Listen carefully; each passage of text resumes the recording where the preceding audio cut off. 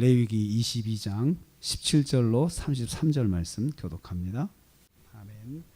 네, 오늘 말씀은 여호와께 드리는 예물의 자격에 대해서 말씀하고 있습니다.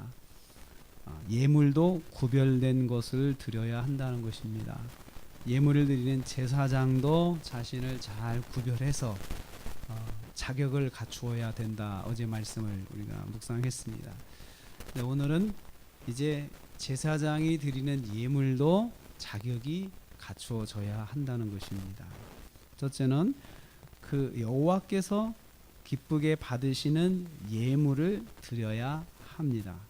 그러니까 하나님께서 보실 때 기쁘시게 받을 수 있는 예물을 드려야 한다는 것입니다.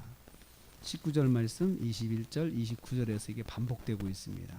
기쁘게 받으시도록 이렇게 반복되고 있어요.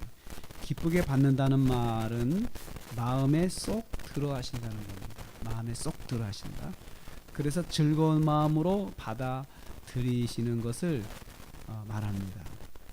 그러려면 19절 말씀에 흠없는 것을 드려야 한다. 이렇게 기준을 딱 말씀해 주셨어요. 흠없는 것.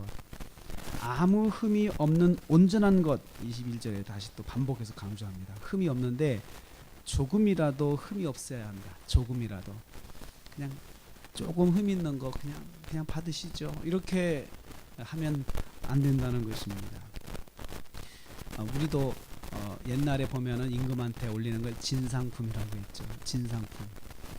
임금의 그 맞게, 임금의 그 존엄에 맞게 음식도 좋은 것만 진상품을 따로 전국에서 수배해서 올렸죠.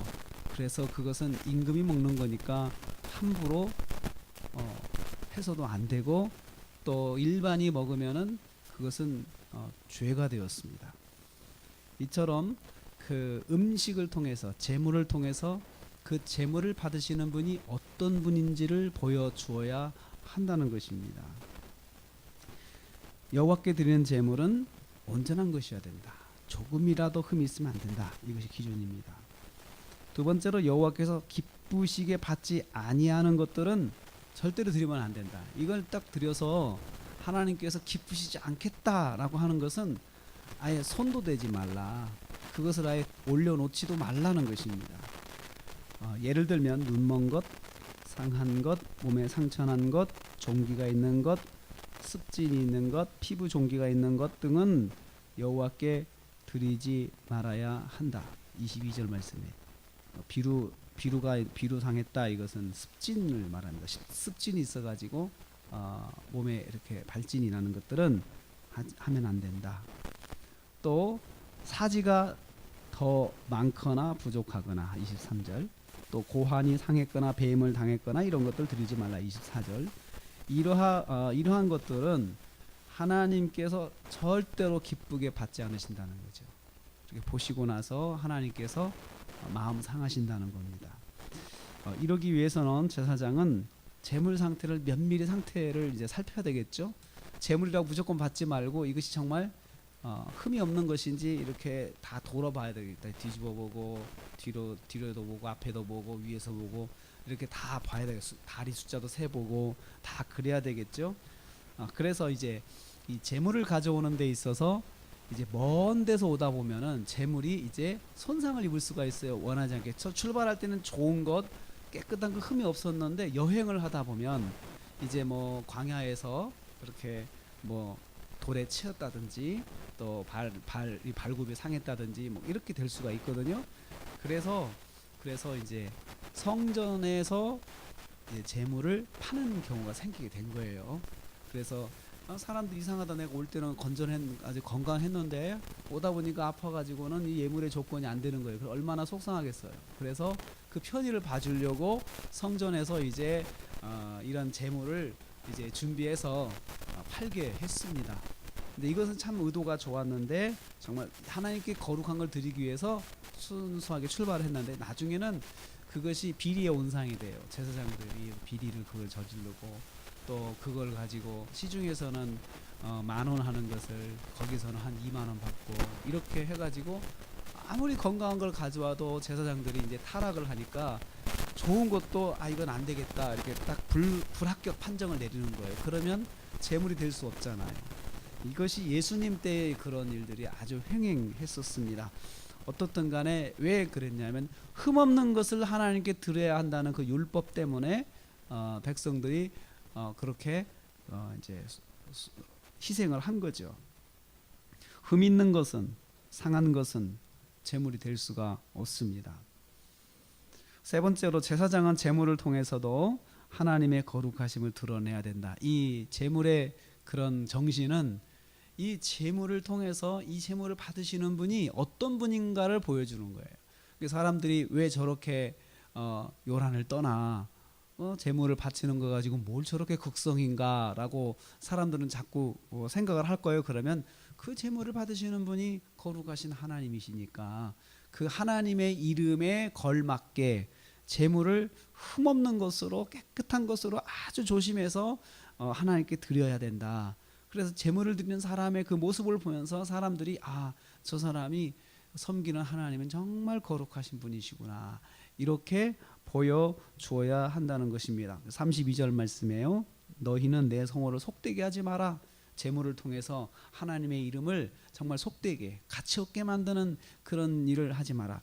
그래서 뭐 아무거나 드리라 아무거나 하라 그러면은 아무거나 받는 그 대상이 아무거나가 되잖아요.